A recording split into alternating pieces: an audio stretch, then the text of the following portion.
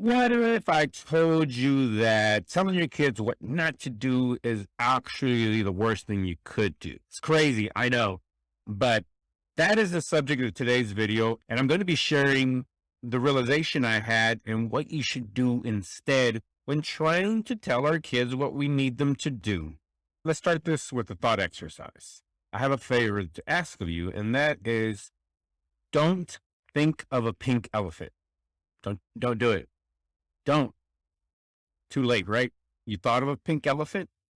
Therein lies the psychological quirk that I mentioned. Your mind has to think of a pink elephant to then not think about it. And as a child, therein lies the conundrum.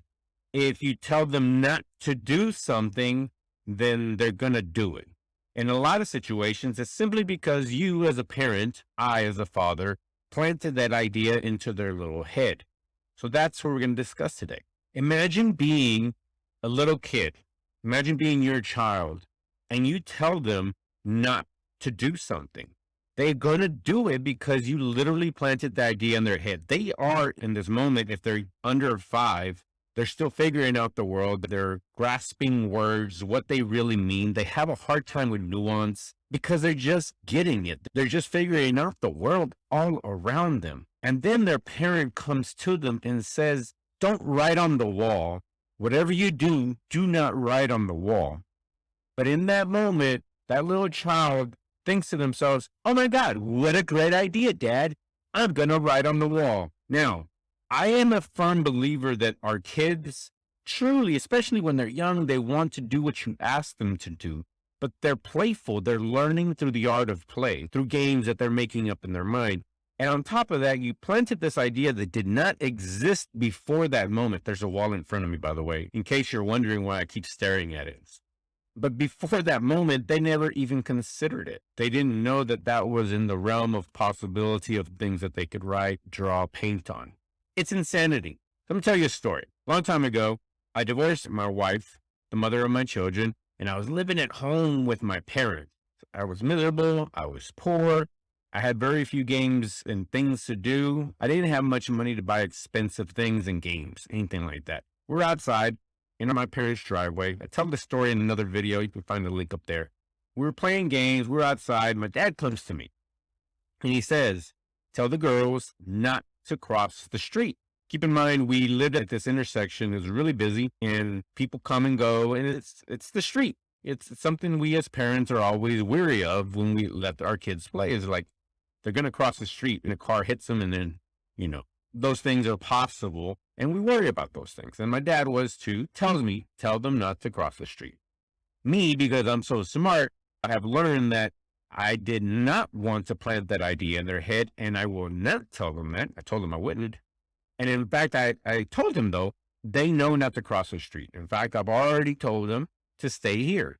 This is their play area. This is where they must stay. And if something does go across the street, I will take care of it, or we will walk over there together so they don't get run over, right? He was upset with me. We go back and forth for a while. He says, tell them not to cross the street.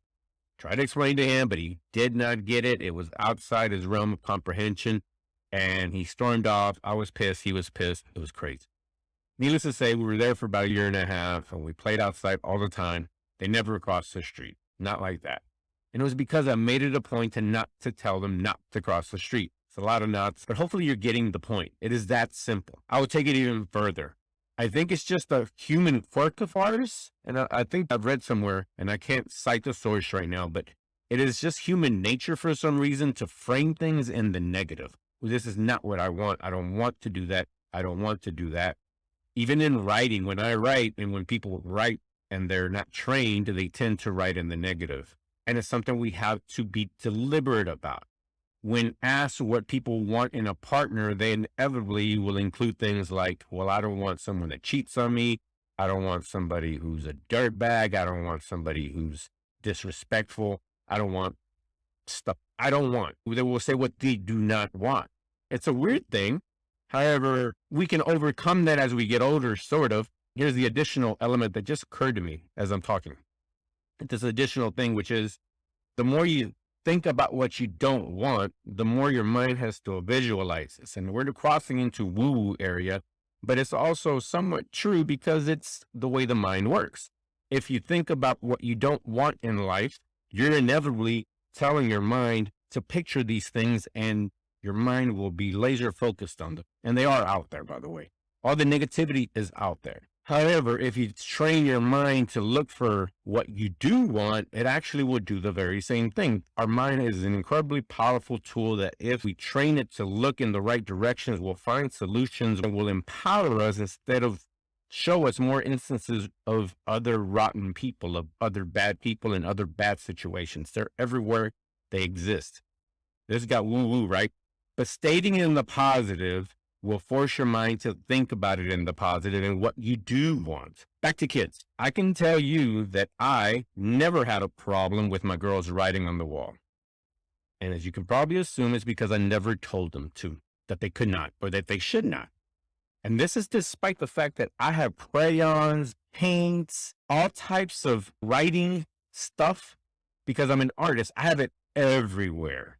We've always had access to it, but that was never a canvas because I never told them not to do it. And it sounds crazy. I had many cousins, many friends who told me that they had these problems. I'd walk in and their walls would be painted. And I said, what happened? Well, I told them not to do it. And I came home and it looked like a bathroom stall. And they told me in that moment they betrayed themselves. They shared why they did it because they told their child not to do it. Here's another crazy example. My girls have never touched a hot stove. And why is that? Because I've never told them not to do it. I'll say this. If we are the models for behavior and we are not writing on the walls or touching hot stoves, then our kids aren't going to do it. But once we start speaking on what we should not do, what they should not do, in many of those instances, we are the culprits. We are the reason that they do them. And you have to stop. And the challenge is this, taking extra time to be intentional. How am I saying this to my child? How am I framing it? Am I framing it in the positive or am I framing it in the negative? If you take that extra time, you will find extra words to be able to set up the context properly for your young daughter or young son to understand. Oh, you want me to just paint on paper? Okay, Dad, thanks. Here's paper, here's crayons. It takes extra time and it takes more intention to actually do that. In our rush to just spit out the first things that come to mind, we will say what comes instinctual to us as human beings. It's not necessarily because you're a bad parent. That's not what I'm suggesting, is that you don't know what you don't know, which at the same time is the same thing for our kids. It is our responsibility to make sure that we tell them what we want, what they should do, instead of telling them what not to do. I would go as far as to say that once you tell them what not to do, the kid's like, well, why not? Or a little older, why not? What's the big deal? Let me try it out. We have to recognize when we are the ones that are creating the problems for our kids.